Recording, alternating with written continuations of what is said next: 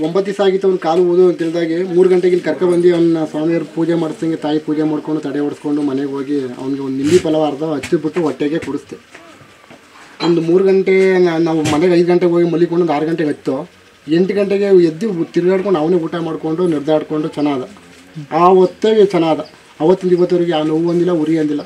10 ದಿವಸದಿಂದ ನೋವು ಅನುಭವಿಸೋದು ಒಂದೇ ಹೆಸರು ಉಸಾರು ಮಾಡಿಕೊಂಡು ಈ ಅಪ್ಪ ಸೇವೆ ಮಾಡಿಕೊಂಡು ಒಂದು 9 ವಾರ ಬಂದು ಅವನಿಗೆ ಮಂತ್ರ ಹಾಕಿ ಅಂತ ಹೇಳಿದ್ರೆ ಸ್ವಾಮಿಯವರು 9 ವಾರ ಬರಬೇಕು. ಗುರುವಾರ ಗಂಟೆ ನಮ್ಮದು ವಾಯ್ದೆ ಮುಗೀತಿದೆ, ಅಲ್ಲಿ ಗಂಟಲು ಬಂದು ಸೇವೆ ಮಾಡಬೇಕು ಅಂತ ಅಂದ್ಕೊಂಡಿದ್ವಿ. ಸರಿ, ಎಷ್ಟು ವಾರದಿಂದ ಬರ್ತಿದ್ರೆ? ನಾವಿಲ್ಲಿಗೆ 8 ದಿವಸ ಆಯ್ತು ಇವತ್ತಿಗೆ ಬರೋಕ್ಕಿದ್ವಿ. 8 ದಿವಸ ಕಂಪಲ್ಸರಿ ಬರ್ತಿಲ್ಲ.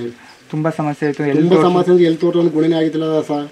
ಆ ಮಟ್ಟಕ್ಕೆ ಕಾಲು ಓದಿದ್ದು ನೋಡಿದ್ರೆ ಯಾರು ಏನೇನು ಹೇಳ್ಬಿಟ್ಟು ಎದುರಿಸೋಗಿದ್ದು ಇರೋದು ಒಂದು ಮಗ ಯಾತಪ್ಪ ಹಿಂಗೆ ಆಗೋಯ್ತು ಅಂದ್ಬಿಟ್ಟು ಭಾಳ ಚಿಂತೆಯಲ್ಲಿ ಇಲ್ಲಿ ಬಂದ ಮೇಲೆ ನನಗೆ ಒಂದೇ ಹೆಸರು ಗುಣ ಆಗೈತೆ.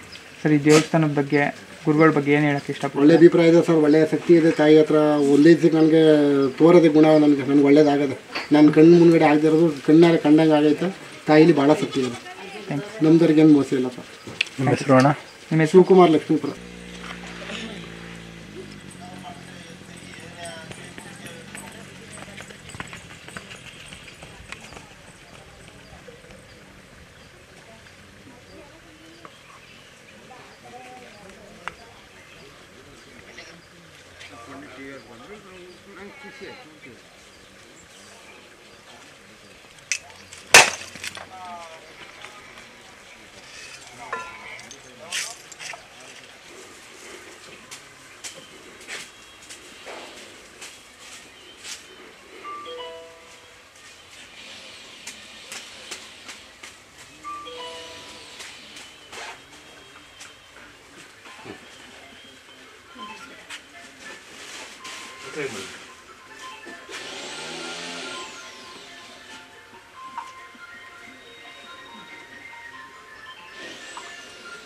ಮುಡುಕೋದಲ್ಲ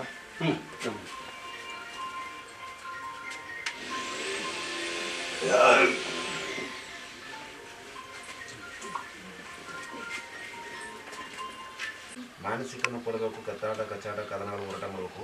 ಹಣಕಾಸು ಇದಕ್ಕಾಸು ಕೈ ಸಿಕ್ಕು ಪರಿಸ್ಥಿತಿ ಹೋಗಬೇಕು. ಅವ್ರಿಗೆ ಸುಸ್ತು, ಸಂಕಟ, ಕೈ ಕಾಸು ಎಲ್ತ, ಬೆನ್ನೋವು, ಬೆನ್ನೆ ಸಲ್ತ ಅನ್ನೋದು ಈ ಥರ ಕಾಣಿಸ್ತದೆ ಹುಡುಗಿಗೆ. ಊಟ ತಿನ್ನಾಗಿರೋ ಗಂಟು ಕೂತ್ಕೊಂಡು ಮಾತು ಬಿಟ್ರೆ ಲಯರ್ ಪಾಯಿಂಟ್ ಮಾತಾಡ್ತೀಯ. ಮಾತನೇ ಹೇಳಿದ್ರು ಇಲ್ಲಿ ಮಾತಾಡ್ತಿರ್ತೀಯ. ಆನ್ಸರ್ ಮೇಲೆ ಆನ್ಸರ್ ಕೊಡ್ತಾ ಇದೆಯಾ ಉತ್ತರನ. ಈಗ ಕೊಡೋಕ್ಕೆ ಭಯಪಡ್ತೀರ. ಶಾಲಾ ತಕ್ಕಷ್ಟು ನಾವು ಕೊಡಬೇಕು, ಹೋರಾಟ ಮಾಡಬೇಕು. ಜೀವನದ ಎಲ್ಲ ಥರ ಸಮಸ್ಯೆ ಕಾಣಿಸ್ಬೇಕು. ನಿಂದಿಕಾರಲ್ಲ ಪರಿಸ್ಥಿತಿಗಳು ಅಷ್ಟು ಪೂರ ಆಗಬೇಕು. ಗೂಡು ನಡಿಸೋದು ನಿಂದಿಬೇಕು. ಗೂಡು ನಿಂದಿ ಆಗಬೇಕು, ದಾರಿ ಬೇಕು. ಅನಿಸಿದಷ್ಟು ದಾರಿ ಕೊಡಿಸೋ ಮಟ್ಟ ಮಾಡ್ಕೊಡ್ಬೇಕು. ಅದಕ್ಕೆ ತಕ್ಕಂಥ ಜಾಗ ಬಿಡುತ್ತಲ್ಲ ಹೋರಾಟ ಮಾಡ್ತಾರೆ, ನಡೆಸ್ಬಿಟ್ಟು ಬಿಡಿಸ್ಕೊಳ್ಬೇಕು.